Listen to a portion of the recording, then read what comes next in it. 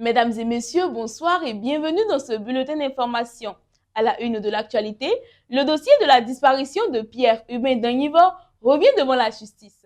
Suspendu depuis plusieurs mois, le procès reprend ce vendredi 26 juin 2026 au tribunal de première instance de première classe de Cotonou. Près de 16 ans après les faits, cette affaire continue de retenir l'attention de l'opinion publique béninoise et suscite toujours de nombreuses interrogations quant aux circonstances de cette disparition. Dans l'actualité nationale, la mairie de Parakou renforce l'encadrement des manifestations publiques sur son territoire. À partir du 1er juillet 2026, toute organisation de tournois ou d'événements à caractère sportif, culturel ou récréatif dans les espaces publics de la commune devra obtenir une autorisation préalable des autorités municipales. Selon la mairie, cette mesure vise à mieux assurer la sécurité des participants, à garantir une meilleure organisation des activités et à préserver l'ordre public. Les contrevenants s'exposent à des sanctions prévues par la réglementation en vigueur.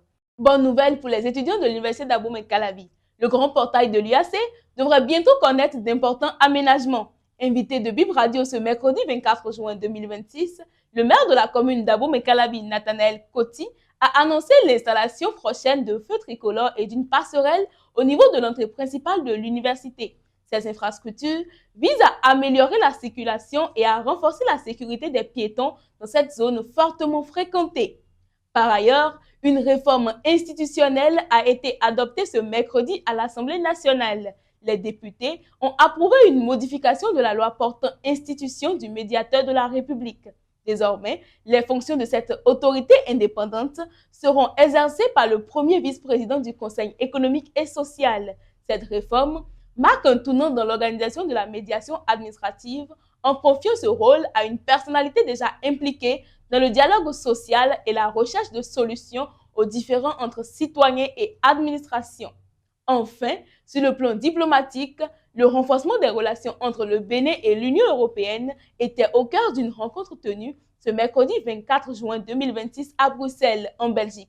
En visite au siège de la Commission européenne, le président de la République, Romuald Wadani, a échangé avec les responsables de l'institution européenne sur les perspectives d'approfondissement du partenariat entre l'Union européenne et le Bénin.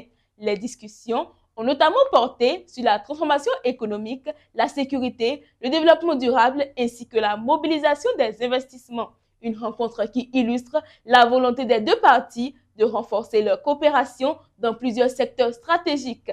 C'est la fin de ce bulletin d'information. Merci de votre attention. Restez connectés à l'actualité en vous abonnant à Madame Actu sur Facebook, TikTok et YouTube. Retrouvez également toutes nos informations sur www.madameactu.bj.